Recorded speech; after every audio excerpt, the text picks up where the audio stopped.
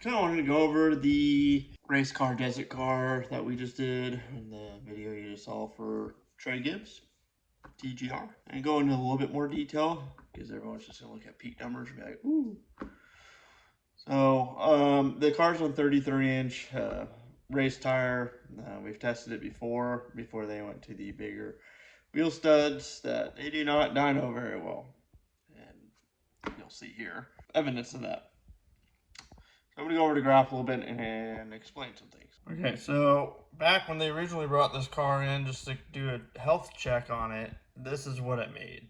And it had a ECU flash from, I don't remember, but a competitor, I guess. And it was decent, you know, but it was slow, really slow. I mean, this is a very, very heavy car. We retuned it on UTV 96 with a Wayland Speed 98 plus octane file. It actually worked pretty well. We've done this in the past. We've had zero issues. So we did pick up, you know, obviously peak power, another 10 wheel horsepower, 10 and 15 in here, and it worked, but it was just not enough.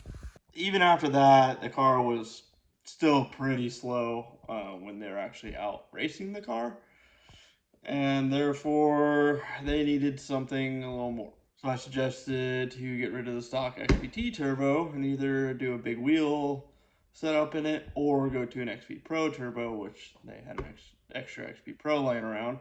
So that's what they did. We had to retune the car into clutching again. And this is where we left it off. They wanted it super conservative. The car has to do hours and hours and hours and hundreds of miles of desert racing.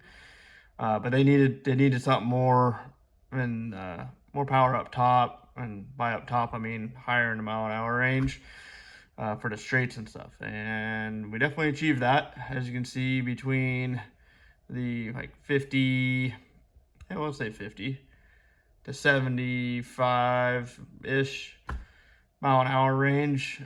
That's as far as I ran it out, but almost 30 wheel horsepower in that zone, you know, 20 to 30 wheel horsepower, and it's still carrying it out. It'd keep carrying it out. 8,300 RPMs at 70, 75 is what we saw on the car. Definitely a ton more power here. So I think this is going to be a really good setup for them. Now I want to show you guys something else. Both of these runs are done from pretty much the same mile per hour to the same finish at mile per hour. Kind of want to show you in time how long it takes to go from, we'll say 20 to 70 before and 20 to 70 now, and it's pretty shocking. So you can see both of these have the same, almost same mile-an-hour finish, or max, I guess you would say. Blue being the latest revision, and red being where they were at the last race. Yeah. In the time it took it to do 72 mile an hour now, it did 59 before. This is where it did 70 mile an hour before. This is where it does 72 mile an hour now, or 70-ish. That's a huge difference. Just goes to show that power numbers are not everything.